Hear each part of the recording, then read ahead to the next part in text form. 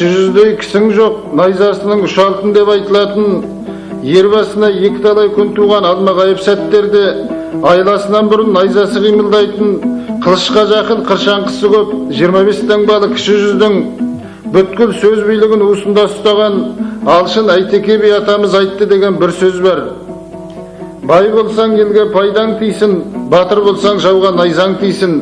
Бай болып елге пайдаң тимесе, батыр болып жауға найзаң тимесе, қара орманың қаңырап үйін күйсін деген.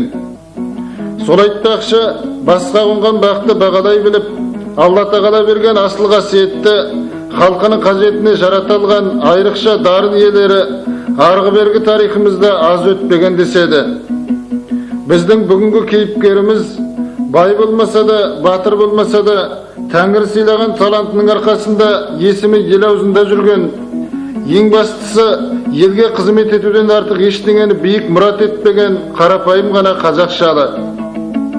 Тұщықұдық ауылында тұратын осынау абыз ақсақалдың алдына ісі түсіп келіп көрмеген мен қазақтың баласы Маңғыстаудың ойы мен қырында сирек шығарау. Ел сыйлаған емшілігі мен халық мойындаған қалпелігінің арқасында аяқ жетер жерге атақ даңқы шашылған мерген ақсақалдың өмірбаян жолдары да нақ өзі сияқты қарапайым ғана.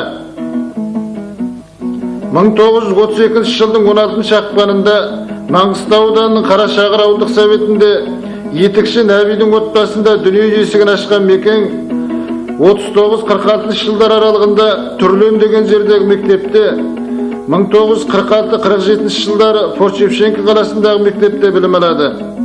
Одан әрі 15 жасынан бастап Ворошилов колхозының мал бағу, шөп шабу, шөп тасу, қозы бағу, қой тоғыту сияқты сан алуан шаруаларын жасай жүріп, 1954 жылы Кеңес армиясы қатарына шақырылады.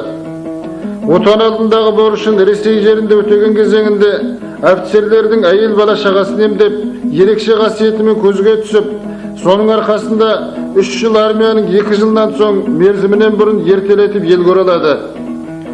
Әскер қатарынан келген соң 1957-87 жылдары 30 жыл бойы табан аудармай Амангелді совхозында қойшы, 87-92 жылдар аралығында Қаражанбас кен орнында қарауыл болып еңбек етіп, 1992 жылы көз ауруымен сырқаттанып, екінші топтағы мүгедектікпен зейнеткерлікке шығады.